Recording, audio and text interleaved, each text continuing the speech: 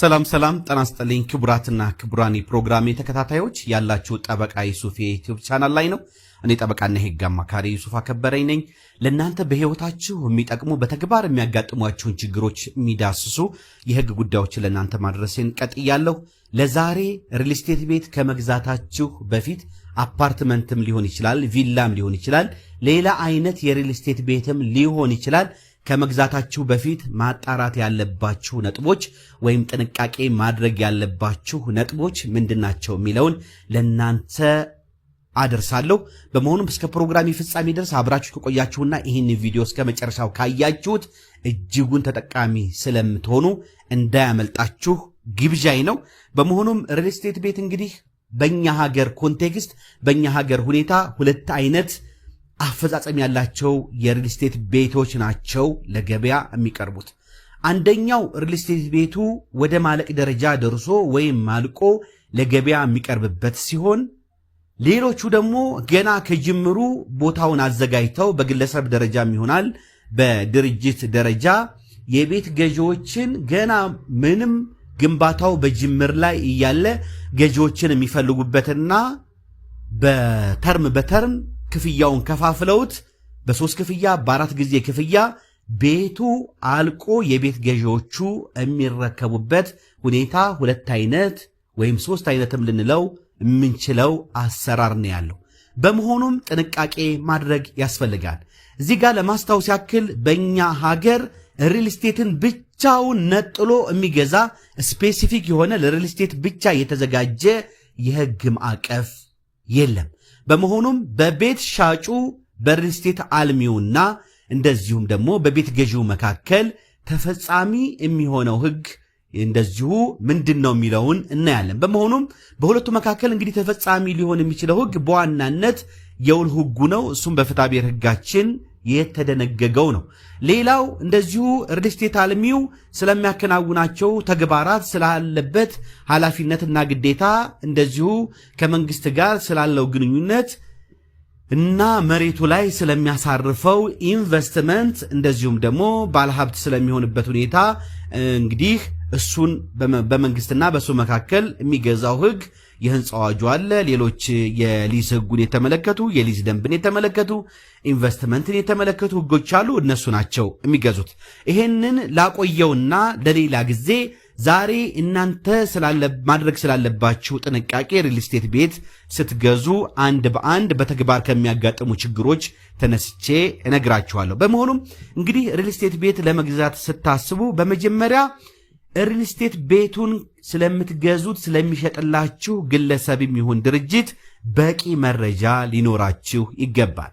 ይህ ግለሰብ ወይም የሪል ስቴት አልሚ የሆነ ድርጅት ከዚህ በፊት ምን ያህል ቤቶችን ገንብቶ በገባው ውል መሰረት ወይም በአግባቡ ለተጠቃሚዎቹ አስተላልፏል፣ ሸጧል የሚለውን ማጣራት ይገባቸዋል። እንደዚሁም እነዚህን የሪል ስቴት ቤቶች ሲያስተላልፍ ሲሸጥ በአግባቡ ባለጉዳዮችን ቤት ገዢዎችን ሳያስቸግር ሳያንገላታ ክስ ሳይቀርብበት ነው ወይ ያስተላለፈው የሸጠው የሚለውን ታማኝ ነው ወይ የሚለውን ነገር በደንብ ማጣራት መቻል አለባችሁ። ሰዎች በሚያመጡላችሁ ኢንፎርሜሽን ላይ መረጃ ላይ ተመስረታችሁ ወይም በሚነገር ማስታወቂያ ላይ ተመስረታችሁ ቀጥታ ሄዳችሁ የውል ስምምነት በማድረግ ገንዘባችሁን መክፈል የለባችሁም።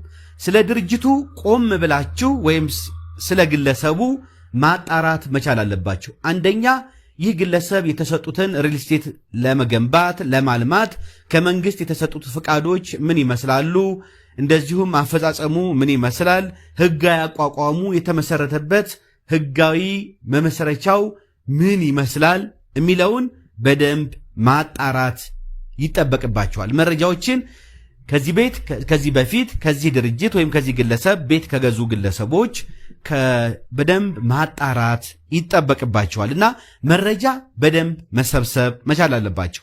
ሁለተኛ መረጃ ከሰበሰባችሁና ካጣራችሁ በኋላ ከዚህ ድርጅት ወይም ከዚህ ግለሰብ ሪል ስቴት ቤቱን ለመግዛት የወሰናችሁ ከሆነ እያንዳንዱ የምታደርጉት ስምምነት በጽሁፍ መሆን መቻል አለበት። በቃል ስምምነት ላይ ከዚያ ድርጅት ባለቤት ወይም ከስራ አስኪያጁ ወይም ከሌላ ከሚመለከተው ሰው ጋር በሚደረግ የቃል ንግግር መሰረት ስምምነት ውስጥ ገብታችሁ ምንም አይነት ክፍያዎችን ከስምምነት በፊት መፈጸም የለባችሁም። ከስምምነቱ በፊት ክፍያዎችን መፈጸም ካለባችሁም በተጻፈ የውል ስምምነት መሰረት በባንክ በሚደረግ የገንዘብ ማስተላለፍ ክፍያዎችን መፈጸም አለባችሁ። ይህ ካልሆነ ችግር ውስጥ ነው የምትገቡት። ሌላው ከውል ጋር የተያያዙ ጉዳዮችን በተመለከተ እያንዳንዱ የምታደርጓቸው ስምምነቶች በውል ስምምነት የታቀፉ መሆን መቻል አለባቸው። ለምሳሌ ቅድም እንደነገርኳችሁ 2 አይነት ወይም 3 አይነት የሪል ስቴት አሻሻጥ ወይም አደረጃጀቶች አሉ። በመጀመሪያ ግንባታው መጀመሪያ ላይ ሆኖ በመጀመሪያ በመካከለኛ በመጨረሻ ክፍያ ከሆነ ክፍያዎችን እየፈጸማችሁ የምትሄዱት የመጀመሪያውን ክፍያ ስትከፍሉ የምታደርጉት የውል ስምምነት መኖር ግድ ይለዋል። በመሆኑም ግንባታው አንደኛ የሚያልቅበትን ዓመት በግልጽ ያስቀመጠ መሆን አለበት የውል ስምምነታችሁ። ይህ የሪል ስቴት አልሚ ግለሰብም ይሁን ድርጅት በስንት ወራት ውስጥ በስንት ዓመት ውስጥ ይህንን ቤት ሰርቶ ሊያስረክብ ቁርጥ የሆነ ቀን የሚያስረክብበት ቀን በውል ስምምነታችሁ ላይ መቀመጥ መቻል አለበት። አፓርትመንት ከሆነ ከዚህ ሪል ስቴት ድርጅት ሪል ስቴት አልሚ የምትገዙት ስንተኛ ፍሎር ያለ አፓርትመንት፣ ካሬው ስንት የሆነ፣ የመኪናው ማቆሚያ በምን አግባብ፣ እንደዚሁም ስትገዙ ተጨማሪ ሱቆች ካሉት እነዚህን የተመለከቱ ስምምነቶች በግልጽ መስፈር ይገባቸዋል። ሁለተኛ በየጊዜው የምትከፍሉት ክፍያ በግልጽ በቁርጥ መቀመጥ መቻል አለበት። እንደ ግንባታ ማቴሪያሎች አጨማመርና የዋጋ ውድነት ይወሰናል ከተባለም እሱ በምን አግባብ ነው የዕቃዎቹ ዋጋ የሚወሰነው የሚለውን ስፔሲፊክ የሆኑ ነገሮች ማስቀመጥ መቻል አለበት። በመሆኑም እነዚህ ነገሮች ሲኖሩ ክፍያችሁን በዛ በተቀመጠው አግባብ መሰረት መፈጸም ትችላላችሁ። ሌላ ክፍያዎችን ስትፈጽሙ በዚህ በሪል ስቴት አልሚው ድርጅት ስራ አስኪያጅ ወይም በሌላ ግለሰብ አካውንት ውስጥ መፈጸም የለባችሁም። በዚያ ውል ባደረጋችሁት ድርጅት አካውንት መፈጸምና ደረሰኞችን ክፍያ የምትፈጽሙባቸውን ደረሰኞች በአግባቡ መያዝ አለባችሁ። ሌላው ጠቃሚ ነገር ማወቅ ያለባችሁ ሪል ስቴት የሚያለሙ ግለሰቦች የሚሆን ድርጅቶችና በማህበር ተደራጅተው የማህበር ቤቶችን በሚገነቡ ግለሰቦች መካከል ልዩነት ያለ መሆኑን ማወቅ መቻል አለባችሁ። የማህበር ቤት የሚገነባ ድርጅት ውስጥ ወይም የግለሰቦች ስብስብ ውስጥ ገዝታችሁ ገንዘብ ከፍላችሁ ስትገቡ የማህበሩ አባል ሆናችሁ ገንዘባችሁን ከፍላችሁ ስለገባችሁ ማህበሩ ከሚገነባቸው ቤቶች የራሳችሁን ድርሻ እንዲደርሳችሁ የምታደርጉበት ነው። ይህ አባል ሆናችሁ እንደ ማንኛውም የማህበሩ አባል መብትና ግዴታ ኖሮባችሁ ተፈጻሚ የሚሆን ሲሆን፣ ነገር ግን ሪል ስቴት ከሚያለማ ግለሰብ የሚሆን ሌላ አልሚ ድርጅት ስትገዙ ደግሞ ሪል ስቴቱን በሚሸጥላችሁና እናንተ በምትገዙት መካከል የውል ግዴታ የሚጥል ነው። በመሆኑም ሪል ስቴት ቤት ገዝታችሁ መጨረሻ ላይ ሪል ስቴት ቤቱ አልቆ ስትረከቡት የስም ዝውውሩ እንዴት ይሆናል፣ በምን አግባብ ይከናወናል የሚለውን ከዚሁ ጉዳይ ጋር አያይዤ እነግራችኋለሁ። በመሆኑም እንግዲህ ሪል ስቴት የሚያለማው ድርጅት የሚሆን ግለሰብ ቤቶቹ ተገንብተው ሲያልቁ በመጀመሪያ ምንድን ነው የሚያደርገው? በዛ በገነባው ቤቶች ላይ ወይም የአፓርትመንት ቤቶች ከሆኑ በሁሉም ላይ በሪል ስቴት አልሚው ግለሰብ ወይም ድርጅት ስም ካርታ፣ የሽንሻኑ ካርታ ለእያንዳንዱ ቤት ይወጣለታል። በመሆኑም እነዚያ የሽንሻኑ ካርታዎች ይዞ ከእያንዳንዱ የቤት ገዢዎች ጋር በውልና ማስረጃ ካርታዎቹን በመያዝ የቤት ሽያጩል የአፓርትመንት ሽያጩል የሚሆን የሪል ስቴት ቤት ሽያጩል ስምምነት ያደርጋል ማለት ነው።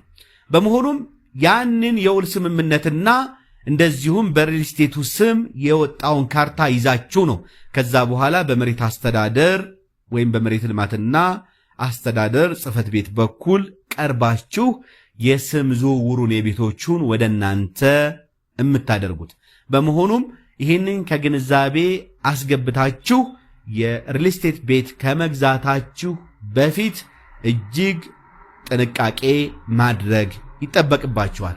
በእምነት ላይ ተመስረታችሁ ገና ግንባታው ላልተከናወነ ባዶ ቦታ ላይ ወይም በጅምር ላይ ላለ ምንም አይነት የውል ስምምነት ሳይኖራችሁ በጓደኝነት በቤተ ዘመድ በደላላ ገንዘባችሁን ስትከፍሉ ይህንን ሪል ስቴት ዓለማና ቤት ሸጥላችኋለሁ ወይም ደግሞ የሪል ስቴት ቤት ገንብቼ አስረክባችኋለሁ የሚል ግለሰብ ወይም ድርጅትን የምታስገድዱበት በሕግ አግባብ መብታችሁን ልጠይቁባቸው የምችሏቸው የሰነድ ማስረጃዎች ስለማይኖሩ በኋላ ችግር ውስጥ ትገባላችሁ። ስለዚህ የሪል ስቴት ቤት አፓርትመንት የሚሆን ሌላ ከመግዛታችሁና ገንዘባችሁን ከማውጣታችሁ በፊት አስፈላጊ የሆኑ ነገሮችን በማጣራት እንደዚሁም ያንዳንዱ የምታደርጉትን የገንዘብ ልውውጥም ሆነ የውል ስምምነት በጽሁፍና በሰነድ ማስረጃ በማድረግ እንድታከናውኑ በተግባር ካጋጠሙ ችግሮች ተነስቼ ለዛሬ ለእናንተ ያደረስኩትን የሕግ ምክር እና ትንታኔ በዚህ አበቃለሁ። በሌላ ጠቃሚ ቪዲዮ እስከምንገናኝ ድረስ ሰላም እንድትሆኑ እመኛለሁ። አብሬያችሁ የነበርኩት ጠበቃና የሕግ አማካሪ ዩሱፍ ከበረ ነበርኩኝ። ቻናሉን ሰብስክራይብ ማድረግ እንደዚሁም ለሌሎች እንዲደርስ ላይክና ሼር ማድረግ አትርሱ። መልካም ቀን እንዲሆንላችሁ እመኛለሁ። ባባይ